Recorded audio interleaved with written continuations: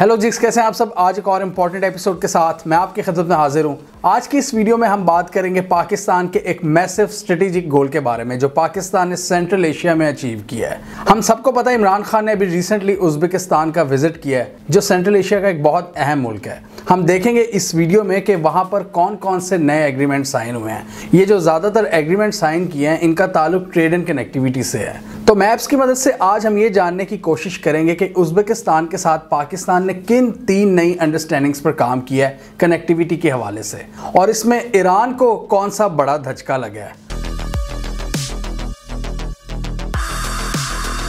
Central Asia वो reason है जो कभी सोवियत यूनियन का पार्ट हुआ करता था। रशिया के टूटने के बाद ये जो सारी स्टेट्स थी ये नए कंट्रीज फिर बन गए। इनमें काज़ाकिस्तान, किर्गिस्तान, ताजिकिस्तान, तुर्कमानिस्तान और उज़्बेकिस्तान शामिल हैं। सेंट्रल एशिया की ये जो स्टेट्स हैं ये सब लैंडलॉक्ड कंट्रीज हैं, यानी कि इनको समंदर नहीं लगता, लेकिन फिर भी इनकी स्ट्रेटेजिक इंपॉर्टेंस बहुत ज़्यादा है क्योंकि ये कई इंपॉर्टेंट रीजन्स को कनेक्ट करते हैं। इनकी ईस्टर्न साइड पर चाइना है, इनकी सदर्न साइड पे ये जो हमारा रीजन है सारा साउथ एशिया का, और नॉर्थ में इनके रशिया और यूरोप है। ये वो रीजन है जो यूरोप और एशिया को कनेक्ट करता है आपस में, और historically central Asia silk route का भी बहुत अहम पार्ट था।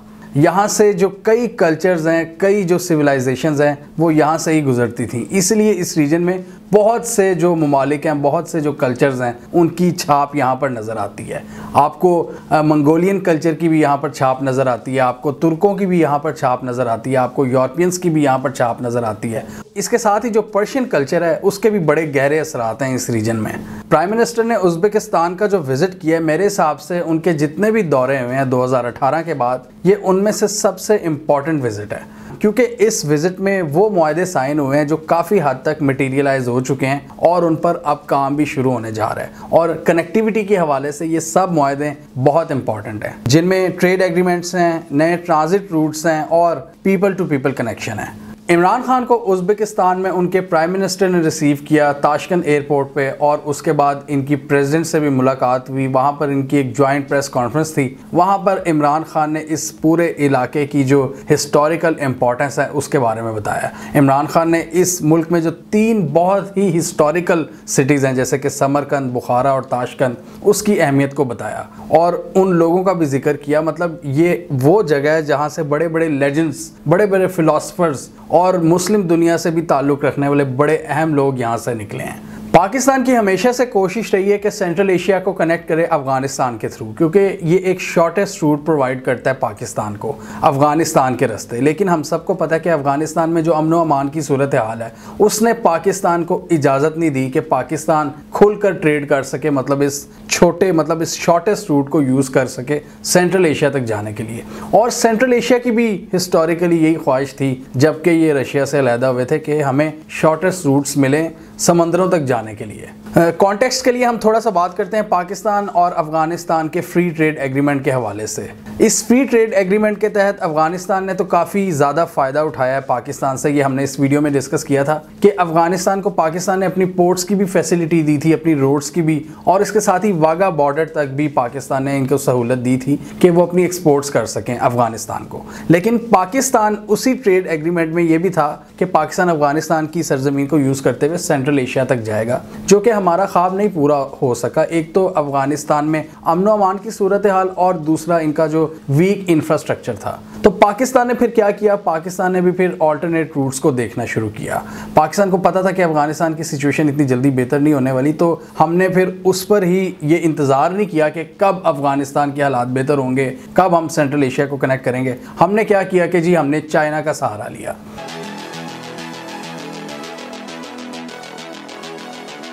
और ये 90s की बात है कि पाकिस्तान ने एक बहुत अहम एग्रीमेंट किया पाकिस्तान, चाइना, किर्गिस्तान और काज़ाकिस्तान के दरमियान। एक तारीखी एग्रीमेंट हुआ, इसको कहते हैं quadrilateral traffic in transit agreement, जिसमें प्लान ये था कि पाकिस्तान ये जो मौजूदा के सी पैक रूट्स हैं इनको यूज़ करेगा, गवादर पोर्ट को यूज़ करेगा और फिर गवादर से बजरिया खुंजराब से एंटर होगा चाइना के रीजन शिंगयांग में, और फिर वहाँ से सेंट्रल एशिया को कनेक्ट करेगा।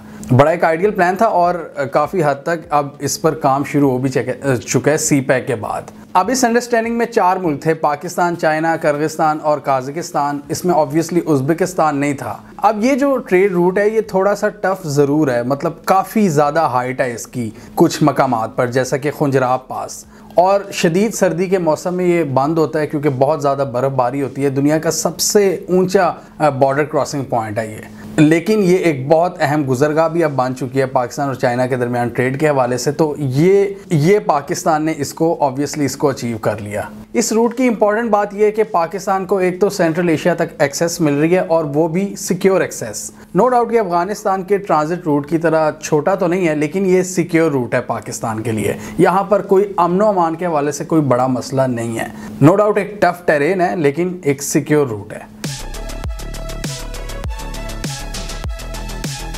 इस कॉरिडोर की कामयाबी को देखते हुए उज़्बेकिस्तान ने पाकिस्तान से रिक्वेस्ट की कि उसे भी इस अंडरस्टैंडिंग में शामिल किया जाए, उसको भी ये ट्रेड रूट इस्तेमाल करने दिया जाए और पाकिस्तान की जो पोर्ट्स हैं उनको वो इस्तेमाल में ला सके, क्योंकि ये सेंट्रल एशियन कंट्रीज़ के पास अपनी कोई पोर्ट नहीं है। बेसिकली उज़्बेकिस्तान की तरफ से एक बहुत बड़ा पैगाम था पाकिस्तान के लिए दोस्ती का, और ईरान के लिए ये अनाउंसमेंट थी कि वो अपनी डिपेंडेंस ईरान पर कम करने जा रहे हैं, क्योंकि फ़िलहाल उज़्बेकिस्तान अपनी जो ज़्यादातर इंपोर्ट एक्सपोर्ट है वो ईरान के रास्ते करता है, उनकी जो बंदर अब्बास पोर्ट है उसके थ्रू।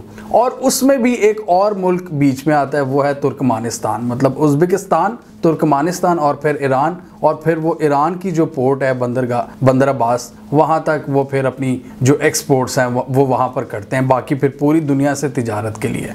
अब पाकिस्तान ने जितना ज़्यादा मार्केट और एडवर्टाइज़ किया था गवादर और CPEC को कि जी एक बहुत बड़ी चीज़ होगी, द नेक्स्ट बिग थिंग, उसका फ़ायदा भी पाकिस्तान को बहुत ज़्यादा हुआ है। 2015 में ये सारी चीज़ें शुरू हुई थी और 2018 में उज़्बेकिस्तान ने हमारे से ऑफिशियल रिक्वेस्ट की कि हमें आपकी पोर्ट्स चाहिए। बेसिकली वो ईरान पर जो अपनी डिपेंडेंस है वो कम करना चाह रहे थे, मतलब वो अपने पास मल्टीपल ऑप्शंस, उसका रास्ता वो सिक्योर कर रहे थे कि उनके पास वो भी ऑप्शन हो और पाकिस्तान का भी ऑप्शन हो, क्योंकि पाकिस्तान ने ओपनली सबको दावत दे दी थी सेंट्रल एशियन स्टेट्स को कि आप हमारा अब ये रूट यूज़ करें, ये वेस्टर्न CPEC का रूट जो कि गवादर को कनेक्ट करेगा। जो हमारा ईस्टर्न रूट है वो ज़्यादातर केटर करता है कराची को, और वेस्टर्न रूट वो मतलब अगर आप थोड़े मतलब वेस्ट पे चले जाएं, लेफ़्ट साइड पे, तो वो उस तरफ के जो वेस्टर्न कंट्रीज़ हैं उनको ज़्यादा बेहतर तरीके से उनको केटर कर सकता है, क्योंकि ऑब्वियसली कराची और गवादर के दरमियान भी डिस्टेंस है, तो काफ़ी ज़्यादा रास्ता वो भी कम हो जाता है। तो हर मुल्क अपना फ़ायदा देखता है, हर मुल्क को चाहिए शॉर्टेस्ट ट्रेड रूट्स, हर एक को अपने पैसे बचाने हैं, इसलिए हर कोई सेफ़ और सिक्योर, इसके साथ ही जो शॉर्टेस्ट रूट्स हैं उस तरह की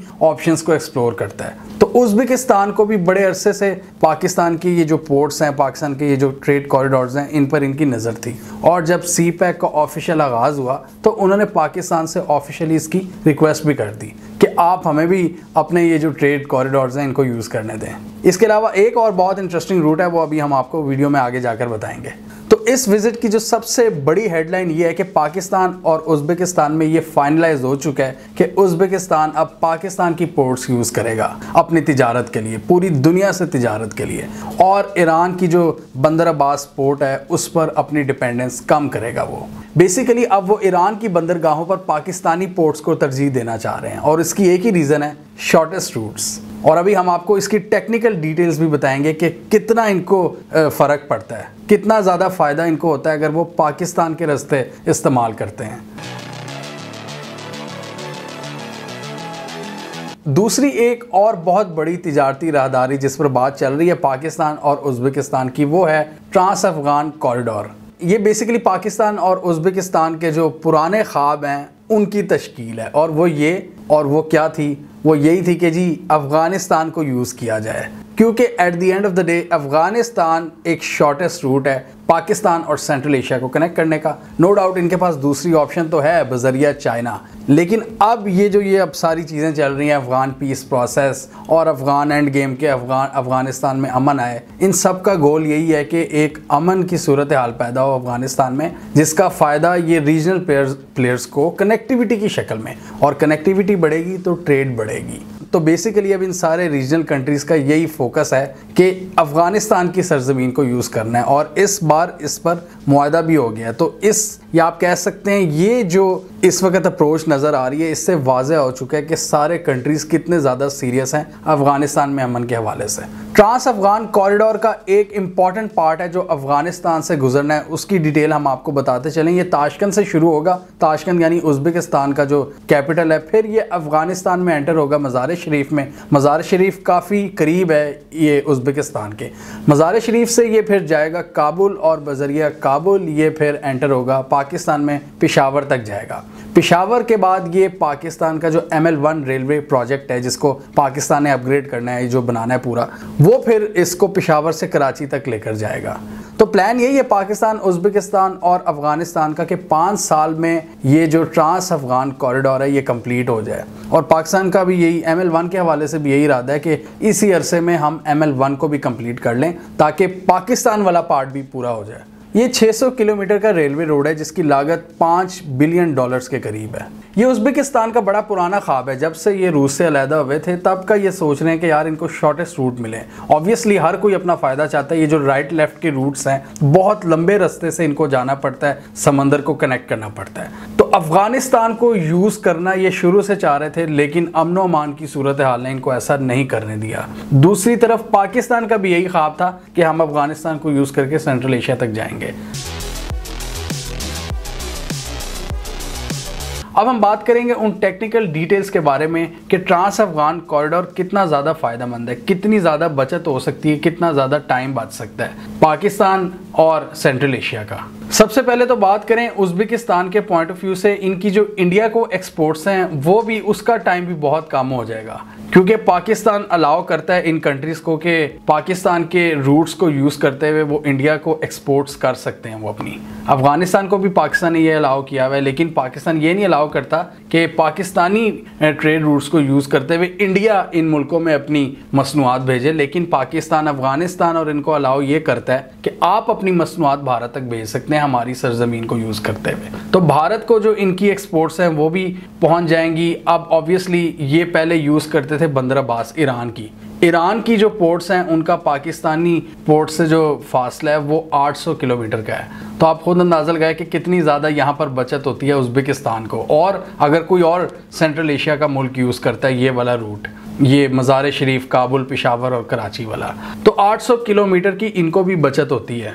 ट्रांस अफ़गान कॉरिडोर पाकिस्तान और सेंट्रल एशियन स्टेट्स के दरमियान जो ट्रांसपोर्टेशन टाइम है ट्रेड का, उसको 30 से 15 दिन में कन्वर्ट कर देता है।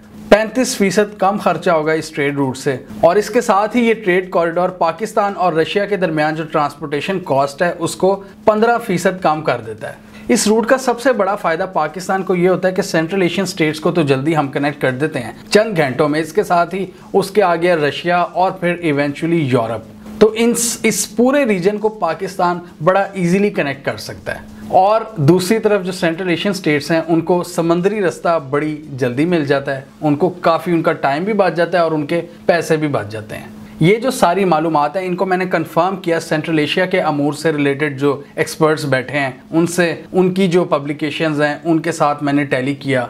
उज़्बेक एक्सपर्ट्स के मुताबिक एक कंटेनर ताशकंद से अगर चलता है यानी कि उज़्बेकिस्तान से, और बंदर अब्बास तक जब ये पहुंचता है इनका कंटेनर, तो उसकी जो कॉस्ट होती है वो $2600 से $3000 तक होती है। जबकि वही कंटेनर ताशकंद टू कराची अगर जाए तो उसकी कॉस्ट सिर्फ $1500 के करीब होती है, यानी क्लियरली आधी। उज़्बेकिस्तान के एक्सपर्ट्स को जब मैंने पढ़ा तो मुझे बड़ी हैरानी हुई कि उनकी जो इस्टेब्लिशमेंट है उज़्बेकिस्तान की, उनके प्राइम मिनिस्टर और उनकी ब्यूरोक्रेसी में जो बैठे लोग हैं, उनके स्ट्रेटेजिक थिंकर्स, वो बड़े अरसे से ये सोच रहे हैं कि यार हम पाकिस्तानी जो रूट्स हैं उनको यूज़ करें। और जब का पाकिस्तान ने ये गवादर को मार्केट किया बड़े प्रॉपर अंदाज में, पूरी दुनिया को बड़ी एक हाइप क्रिएट की पाकिस्तान ने, तब से उसके बाद उन्होंने सोचा कि पाकिस्तान को ऑफिशियल रिक्वेस्ट की जाए। और पाकिस्तान की भी बड़ी एक अच्छी चीज़ थी कि पाकिस्तान ने उनकी ये जो रिक्वेस्ट थी या ऑफ़र थी उसको बड़े अच्छे तरीके से एक्सेप्ट किया और उस पर बातचीत की, और आज उस पर मुआहदे भी साइन हो रहे हैं। ये बहुत ही एक ज़बरदस्त चीज़ है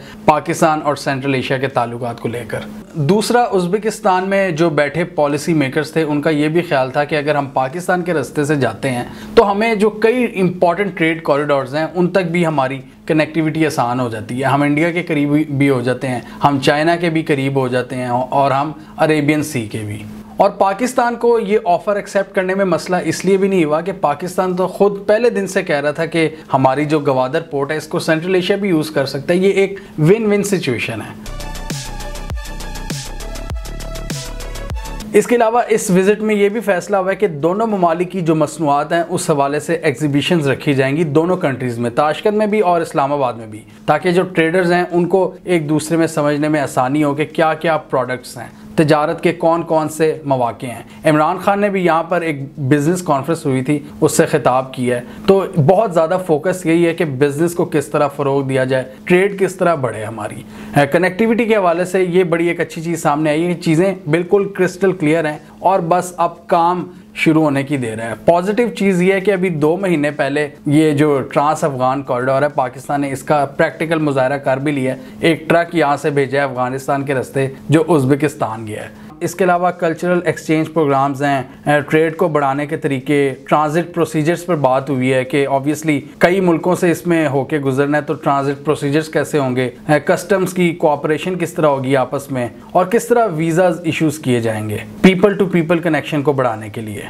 इसके अलावा पाकिस्तान और उज़्बेकिस्तान के दरमियान ट्रांजिट ट्रेड एग्रीमेंट वो भी साइन हो चुका है, जिसको एक बहुत बड़ी सक्सेस कहा है इमरान खान ने। अब दोनों मुल्कों ने एक दूसरे के साथ कनेक्ट करना है, लेकिन सरहद नहीं लगती। अगर चाइना वाला रास्ता देखें उसमें भी कई कंट्रीज आते हैं और यहाँ पर अफगानिस्तान का कंट्री आता है, तो उसके लिए ज़रूरी ये है कि आपका पहले एग्रीमेंट हुआ हो, ट्रांजिट ट्रेड एग्रीमेंट, जैसे पाकिस्तान का अफगानिस्तान के साथ था। इस वीडियो में हमने डिटेल में बताया था। इस विजिट में ये ट्रांजिट ट्रेड एग्रीमेंट हमारा उज़्बेकिस्तान के साथ साइन हो चुका है। इसके अलावा एक और एग्रीमेंट पर काम हो रहा है और वो है प्रेफरेंशियल ट्रेड एग्रीमेंट दोनों मुल्कों के दरमियान। ये एक फ्री ट्रेड एग्रीमेंट टाइप की एक चीज़ है जिसमें दोनों मुल्कों की जो मसनूआत हैं एक दूसरे की तरफ, उसमें छूट दी जाएंगी, मतलब ड्यूटीज़ वगैरह उनमें कमी की जाएगी, क्योंकि अभी जो दोनों मुल्कों की ट्रेड है वो बहुत कम है, वो मतलब डिस्कस करने के भी काबिल नहीं है, चंद मिलियन डॉलर्स में है। तो उसको बढ़ाने के लिए एक प्रेफरेंशियल ट्रेड एग्रीमेंट वो भी साइन किया है, उसकी अंडरस्टैंडिंग पर साइन किया है और